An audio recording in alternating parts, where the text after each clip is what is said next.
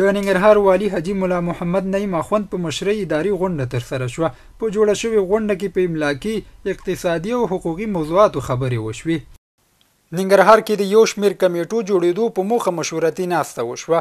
د ننګرهار مرستیال والي مولوي عزیز الله مصطفی سره د کورنیو چارو وزارت لومړي معاونیت د پلان او پالیسۍ امیر حفیظ عبدالقیوم شاه هاشمي د یوې کړنلارې او بېلابېلو کمیټو جوړېدو په موخه مشورتي ناسته وکړه. د ننګرهار امنیه قومندانۍ مسؤلین او د ولسي مشورتي شوراګانو استازو ترمنځ د همغږۍ غونډه ترسره شوه. مسؤلین وایي دغه ولسي شوراګانې د حکومت او ولس ترمنځ د پل حیثیت لري. د ننګرهار مومندري ولسوالۍ کې د ډینګي واقعاتو کنټرول په موخه ناسته وشوه. د ننګرهار عامې روغتیا رئیس مولوي امین الله شریف په مشرۍ د همکارو ادارو او تطبیق کوونکو موسسو استازو سره په مومندري ولسوالۍ کې د ډینګي واقعاتو د کنټرول او ناروغانو درملنې په موخه د همغږۍ مجلس ترسره شو.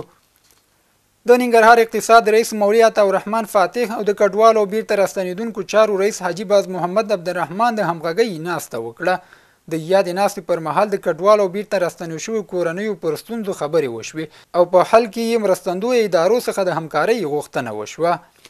او د ننګرهار کرنې اوبو لګولو او مالدارۍ ریاست سره په همغږۍ یو خصوصي کرنیز شرکت لسګونه وترنرانو ته د حیواناتو د الټراساوند د زده کړې روزنه ورکړه. د کرنې ریاست او دغه کرنیز شرکت مسؤلین وایي د الټراساوند د زده کړو ترلاسه کولو وروسته به وترنران په غواګانو کې د بېلابېلو ناروغیو تشخیص په اسانۍ سره کولی شي.